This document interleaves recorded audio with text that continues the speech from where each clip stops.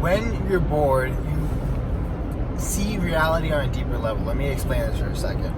Do you ever hear of that experiment where they have some people tossing a ball around and then they have a guy in the panda suit or the monkey suit walk through and they ask you, like, did you see the guy with the monkey suit? And you're like, no, I was too busy counting how many times these people passed the ball around. Well, that's your brain. Your brain can't pay attention to everything at once.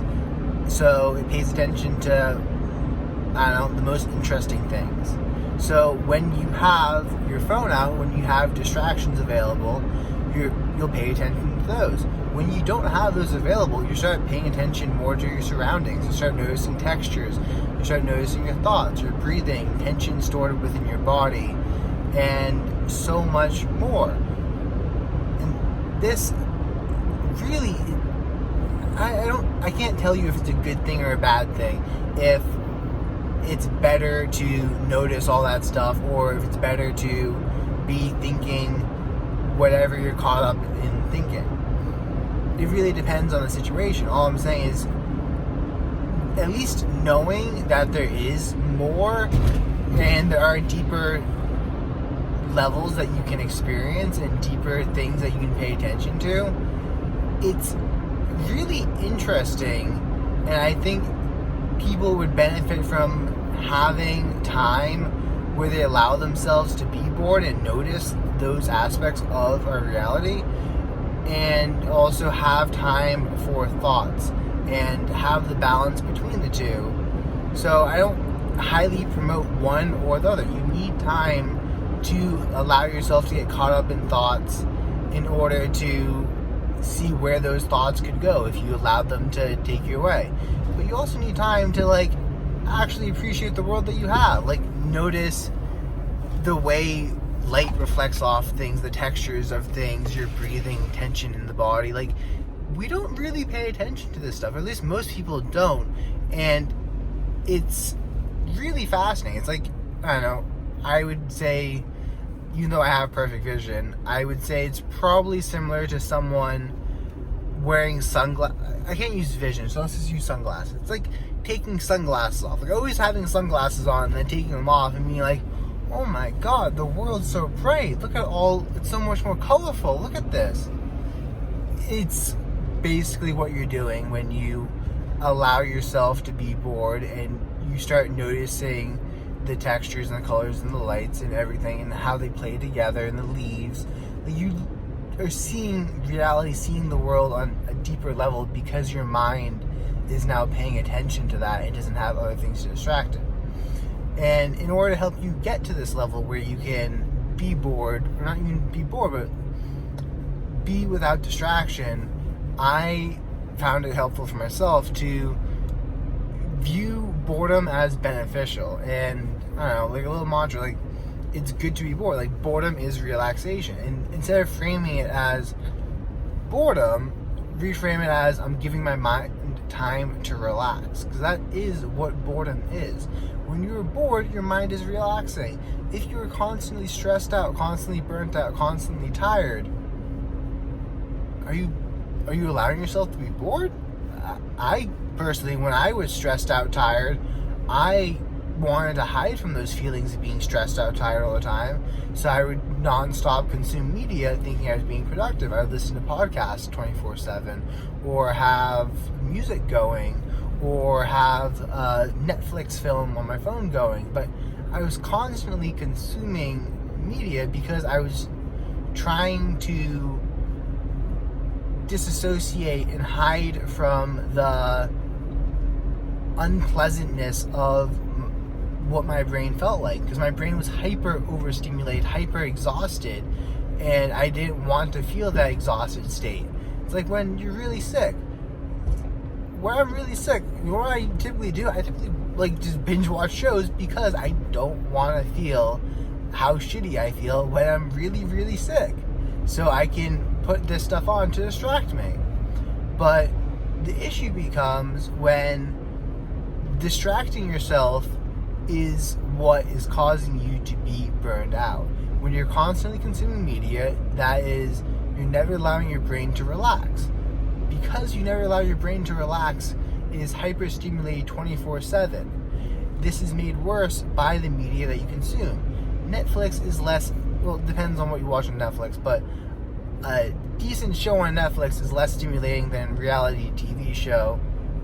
And a reality TV show is less stimulating than YouTube Shorts, and YouTube Shorts is less stimulating than TikTok. So there's levels to this stuff, but allowing your brain to relax, allowing it to have time, which is not doing anything, is beneficial. It stops you from being burned out and allows you to start recharging yourself mentally.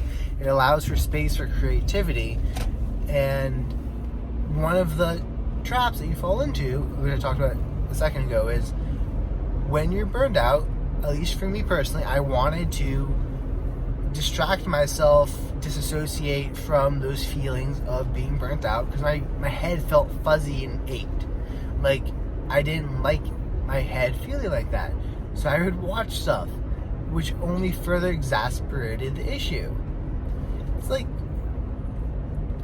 it's a negative feedback loop that keeps feeding back into it, and you need to eventually break the habit, bite the bullet, and just be like, okay, this is how I feel. I have to accept that's how I feel.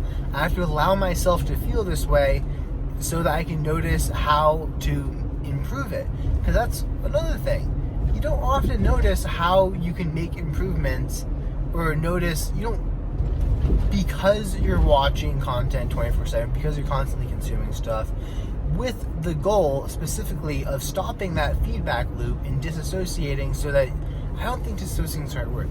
It's like, it might be, but you're trying to hide from the feeling of unpleasantness you have because your health has deteriorated through mental exhaustion, physical exhaustion, and just being burnt out.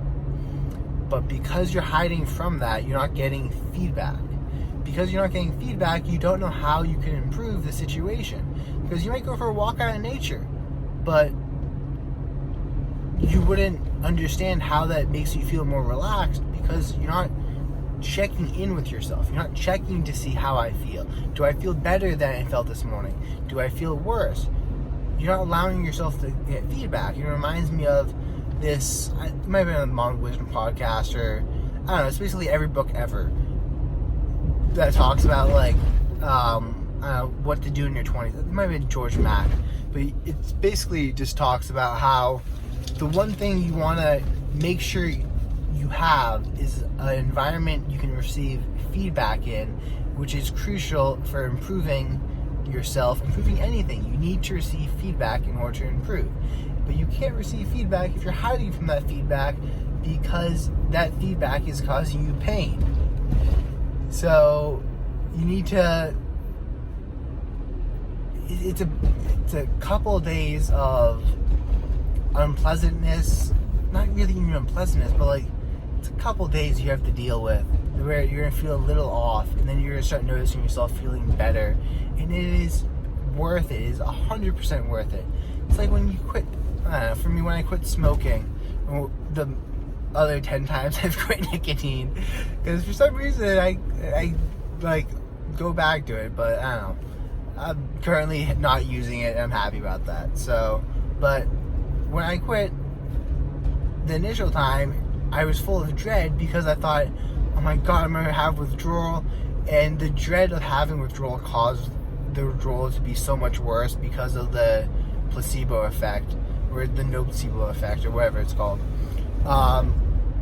It's not as bad as you think, but it is there to a small degree, even though you get over it quick. Because usually it's the dread of facing that feeling, which is why you allow it to continue to build up and build up and build up and get worse. But if you accept that, like, I don't know if it's accepting. Most people only get to this point where they actually finally make a change to improve their life because they reach a boiling point where the pain of not doing it is so much worse to them than the pain of doing it. Because people will just seek out the lesser pain. And I'm here to tell you, the continuation of any discomfort from burnout due to overconsumption of media is like you will be in less pain in like 3 days. Like the slight because here's the real kicker: you're actually already in mental discomfort, which is why you're hiding, but you just haven't. You've just been disassociating from that discomfort. It's not like the pain's not there. The pain is there. You still feel crappy. There is no pain that you have to undergo that would be extra. You just have to stop hiding from the pain or the discomfort for a couple of days, and then things get a lot better, and it's totally worth it. But just remember, the pain is there. If you're made this from the video, then this applies to you. You know what I'm talking about. The discomfort is there. The pain is there from the burnout. And you've just been trying to disassociate from it. Unlike with nicotine withdrawal or some other things I've mentioned, with nicotine withdrawal, the pain is not there because you're using the substance. Using the substance isn't disassociating from the pain. The pain is only caused by the chemical withdrawal because your brain no longer has the chemicals it needs to produce the dopamine in the levels that it got used to. That's what causes the withdrawal. Your brain, nothing about your brain is going to produce on any worse of a level. You will only be going upwards. Like, your trajectory is only going to be going towards less burnout. At no point are you going to get more burnt out. You're just going to actually finally feel the results of being burned out. Hopefully you understand this. Hopefully if you made this from the video, you get what I'm talking about. It is worth it. It is 100% worth it to allow yourself to feel and give yourself that feedback so that you can orientate yourself. And just remember, you're already feeling like crap. Like, no point in this process is going to make you feel crappier. You're just going to actually realize how crappy you feel. So hopefully that made you better. Hopefully it helps you understand why you should quit. And I don't know, hell man, half the point of this video is a reminder to myself next time I fall off or like get caught up in doing this. Because I mean, no matter how hard you try, or habits, you do better and you do worse at certain habits at certain points in your life. And a lot of the point of my YouTube videos are so when I'm doing better, I make a video talking about the habit and how to do it. And then where I'm doing not so well, I watch that video. I'm like, that's how I do it better. Thank you, past me. So I don't know. Good luck.